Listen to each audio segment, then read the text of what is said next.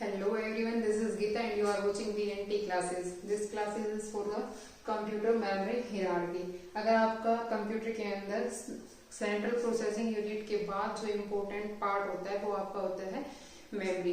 आपकी मेमोरी जो होती है वो कंप्यूटर के अंदर डिफरेंट टाइप ऑफ मेमोरी होती है। मीन्स उनका ऑर्गेनाइजेशन इस तरीके से किया जाता है कि अगर आपको एसेसिंग टाइम कम चाहिए तो इस टाइप की मेमोरी यूज कीजिए, अगर आपके पास टाइम ज्यादा है तो आप ये मेमोरी यूज कीजिए। ठीक है, तो अब आज हम देखेंगे कि ऑर्गेनाइजेशन ऑफ मेमोरी किस तरीके से है।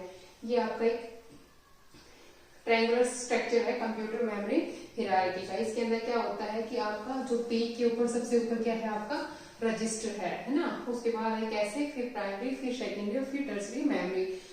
अब क्या है कि रजिस्टर में क्या है कि रजिस्टर की साइज जो होती है आपके वो स्मॉल होती है। ठीक है, उसके बाद जैसे जैसे हम नीचे आते हैं कैसे कैसे की जो साइज होती है वो रजिस्टर से ज्यादा होती है और जो आपकी अदर मेमोरी है इनसे साइज क्या होती है, कम होती है। जो आपका रजिस्टर होता है यहाँ पे क्या होता है कि ये आपका सीपीयू के साथ एम्बेडेड होता है। अगर सीपीयू कुछ वर्क करता है और उसको आपका टेम्पोररी डेटा स्टोरेज करनी होती है तो वो उसको मेन मेमोरी के ऊपर नहीं जाता, अदर मेमोरी के ऊपर नहीं जाता। वो क्या करता है, उसको जो सीपीयू उसके पास है उसके अंदर उस डेटा को थोड़े टाइम के लिए स्टोर करता है।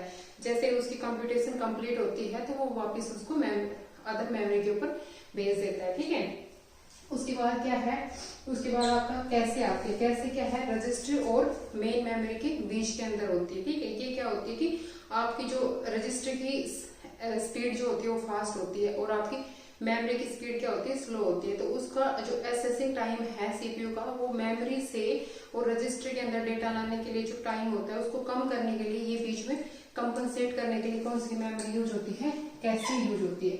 उसके बाद आपकी आती है प्राइमरी मेमोरी। जो भी आपका वर्क होता है वो आपका प्राइमरी मेमोरी और रैम के ऊपर होता है। ठीक है, उसके बाद क्या होता है कि अगर जब आपका काम हो गया और आपको उसको स्टोरेज करना है तो आप यूज करेंगे सेकेंडरी मेमोरी का, क्योंकि सेकेंडरी मेमोरी के ऊपर क्या है कि जो डेटा आपका है वो परमानेंटली स्टोर हो जाता है। फिर उसके बाद आती है third memory, this is tertiary memory. Tertiary memory के अंदर क्या होता है कि जो आपको एक लार्ज डाटा होता है और लॉन्ग टाइम के लिए हम उसको स्टोर करके रखते हैं। जैसे कि आपका वेदर फोरकास्टिंग का डेटा हो गया, किसी भी ऑर्गेनाइजेशन का डेटा हो गया, तो वो कहाँ पे स्टोर होगा, टर्सरी मेमोरी के अंदर।